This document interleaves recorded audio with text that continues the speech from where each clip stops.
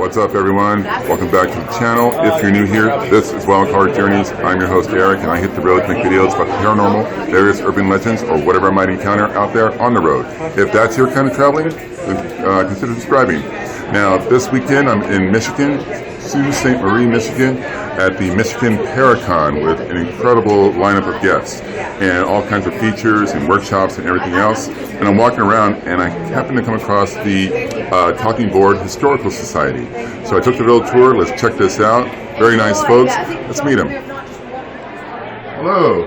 Hi there. Hey, what's going on? Not too much. I'm one of those annoying YouTuber people. And I saw your table. This is the Talking Board Historical Society? It is. And you are the occult collector. I remember your show. I love your show, sir. Thank you so Scared much. the crap out of me, but I still love your show. Yeah, I'm Calvin Moncrush. Very nice to meet you. Nice to meet you. And I'm Karen A. Dahlman. Nice to meet you as well. Awesome, awesome. So tell me a little bit about the Historical Society. Go ahead. Well, the Talking Board Historical Society was founded in 2013, and we came together as a group of like-minded collectors to help preserve, celebrate, and educate people on the subject of talking and Ouija boards. Right on. Right. What's really important for us is to bring people together in a common bond. We share the art of the collecting. We also really enjoy the fact that it has a rich history. And so we really try to celebrate those memories and share them in the public, such as what we're doing here, educate people. We have a wonderful museum in there with the giant Ouijazilla we do. So we do stuff around the community just to really help people understand the facts to the Ouija board and not the misconceptions or Ouija-stitions, right? He's right, yeah. I just learned that word today.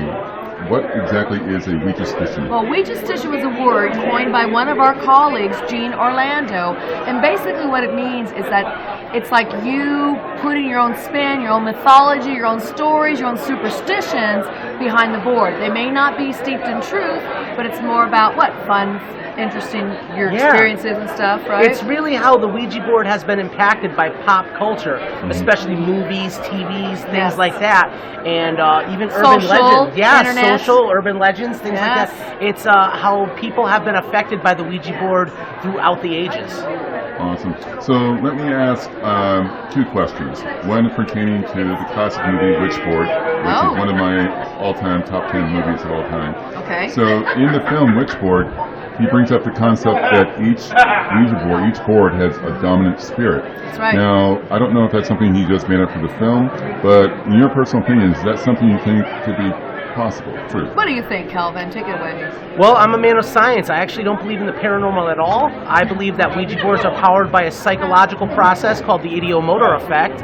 I believe people get out of the Ouija board what they put into it. What they expect to happen is what they're going to get. So if they believe that there's a negative entity attached to a board, that's what they are going to experience.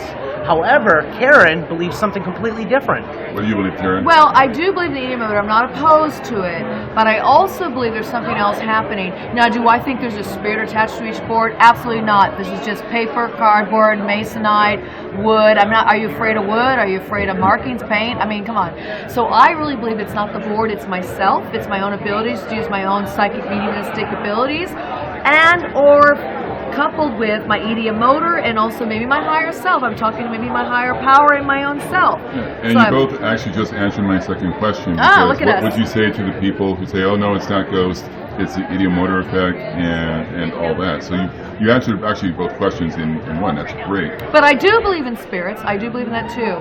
But I'm not opposed. I tell people, don't get caught up in the methodology. Don't get caught up in the board. Get caught up in the message and what comes through and how it resonates with you and the meaning it brings you. I like that. I like that a lot. At the end of the day, the Ouija board was designed to be a board game. It's something that should bring people together.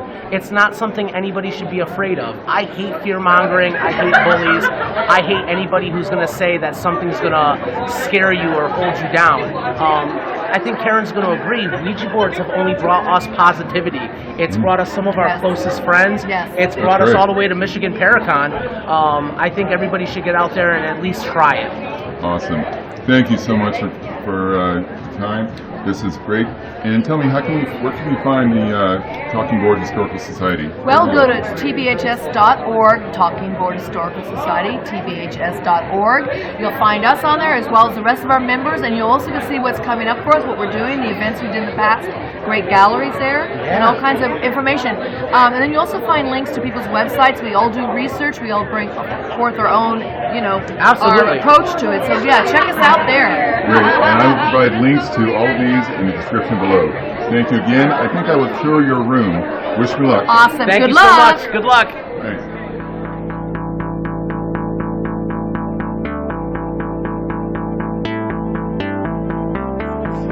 A lot of these boards in here are reportedly haunted, so bear with me. I actually had to sign a waiver to come into this room. Hello, sir. Hi. How are you? Good. My name's Logan. So basically, where you're at today, we call this the Haunted Hall of Ouija. Right on. We have a couple of exhibits going on. So the Great. first exhibit we have today, we actually have the director of the Witchboard films with us at the convention this weekend. This is one of my favorite films of all time, my personal top 10. I love this movie. Well, I love it. Yeah, I love it too. It was the first film that was featured about a Ouija board. So, of course, we had The Exorcist. That was the first film that really showed a Ouija board being used in a negative connotation. Mm-hmm. But then the Witchboard movie itself was the first film that was centered around a Ouija board. And, of course, now we have the movies, Ouija, Origin of Evil, those things. So we have several more modern films, but this is definitely a classic, definitely the original. It's still the best. Oh, yeah, one of my favorites for sure. Let me get a close-up here. Yeah, so we have some screen-used prompts. Witchboard 2 doesn't get a lot of love, but I actually liked it too. Yeah, I mean, it was. I definitely did. And I live in Los Angeles, so I know where a lot of those locations are. Yeah. So I especially love the cover of Witchboard 2. I actually have a VHS in my collection that was purchased from a video store for $200. So, back then the VHS tapes from the video stores were super expensive. Oh, I remember. Yep. And this poster, I was just talking to Kevin Tenney outside. I'm like, was this the original? And this is what they sold the movie on to the studio or something? Yeah, so that was the first rendition of the poster that they presented to investors before the movie was completed. That is very cool. And do you sell a copy of it here? We do. So we actually have new old stock. They're not even reprints. They're original from the 80s. We have new old stock posters. Wow. The finished one and the composite that was put together.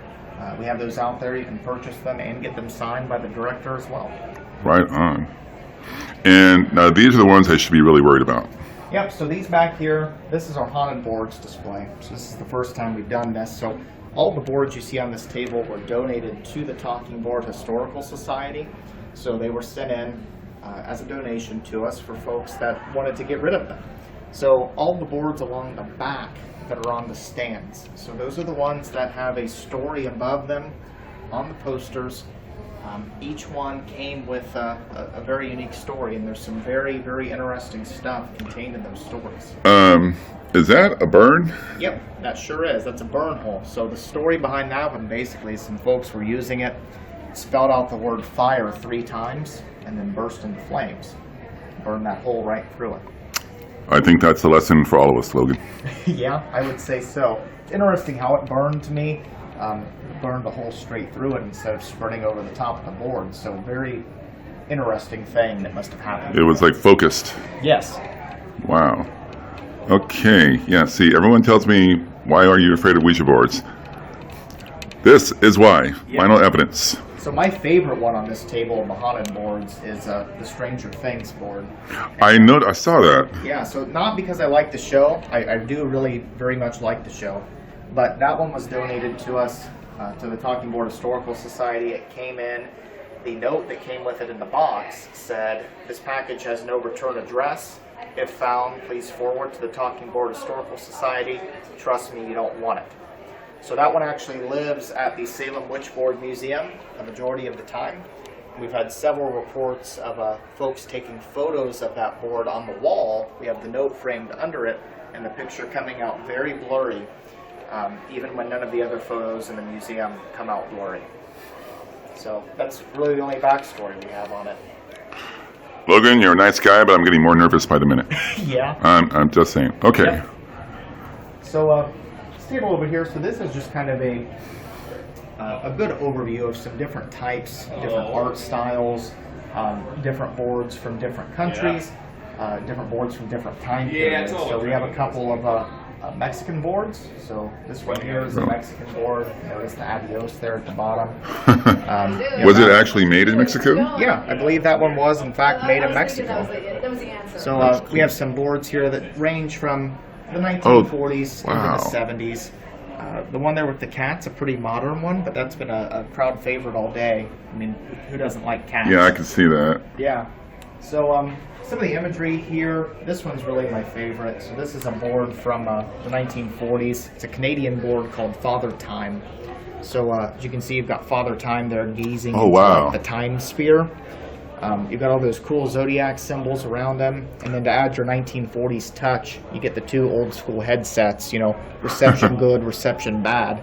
So wow, that's creative. Oh yeah, a lot of super cool imagery, a lot of super cool artistic design. Yeah, and that's why, like, even though it's not something I would usually myself, you know, I can appreciate the work, the artwork, and the time it takes into creating them. They are, you know, as pieces of art, I can appreciate them. You know, it's like I actually amazing. don't use the boards myself, so I do collect them just for the historical value and for the artistic value of them too. Absolutely, absolutely. Yep. Now, this one over here in the corner is kind of new, but something unusual about it as well, from what I understand. So that one there, that's actually a collection of planchets. So that's a collection of handmade planchets that were made by Rick Schreck, who made Ouijazilla. I don't know if you had a chance to see them. Yeah, I took a picture, but yeah, that's wild. Yep. So he handmade all of these. So there's some very interesting ones in here. These two here, the center one and this one here, are made from human bone. That one is made from a baby goat's skull. This one here is made with wood from an embalming table. That piece on top is... From an embalming table? Yes, sir. So oh, my, wow. An antique embalming table. So, especially for the folks that feel energy that come from the items, you know, that's why we have the lock here and the keys are locked inside of the case, because if there's anything that would have a strong energy, it would be the items within this case here. Wow. So you have skull of a baby goat, human bones, and wood from an embalming table. Yep. And we have this one here too, is definitely, I would say, the darkest one in the case. Why would you say that? I've been wanting to say favorite, but it's not my favorite. It's the most interesting to me. So the lens in those glasses there, those glasses were actually worn by a gentleman that committed suicide by gunshot when he did so. So those are the glasses he was wearing when he shot himself. So the wood that it's made out of is wood from an antique ammunition box, and the legs of the planchette are shell casings. That is creative and terrifying at the same time. Yes. So in a sense, you could say it's almost looking through the eyes of a dead man. More or less. Yeah, I would say that's a pretty good analogy for it. Wow. So this table here is definitely my favorite for my own personal interest. So this is our basically the table boards that have a great historical significance. So one I like to point out first, this one here, this is what we would call the original Ouija board. So that one was patented in February of 1891 by the Kennard Novelty Company. So this one right here is well over 100 years old? Yep, from 1891. So this was made between 1891 and 1893.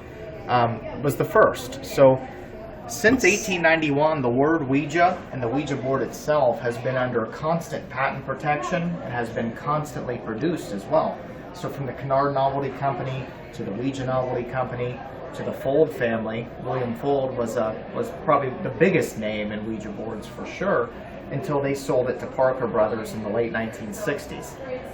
So from Parker Brothers to Hasbro, and they're still being produced today. So let me ask you two questions, if I may. Sure. And one's related to the Witchboard movie, and then one is just like your own personal, since you've been collecting them, and I find that really interesting. So first question, in the original movie, Witchboard movie, they say, well, each board has its own dominant spirit. Now, I was wondering, I didn't get a chance to ask Mr. Kenny if that was something he just made up for the film, or do you think that could be true? Well, my personal beliefs is no. So I'm not a huge believer in the paranormal myself. I have had an experience with a Ouija board, one of the two times that I've used one. But I don't believe, I kind of lean more towards the ideomotor effect side, that it's a subconscious movement from your brain. You know, if you're wanting, if you're thinking something bad's going to happen, something bad happens. You know, if you think that something good's going to happen and you're going to talk to grandma, you're going to talk to grandma. That's my personal belief. Now, definitely not a discredit to folks that have different beliefs, because I've heard tons of stories over the years, and especially today. Very, very believable stories. So you actually just went ahead and answered the second question I was going to ask you, Yeah.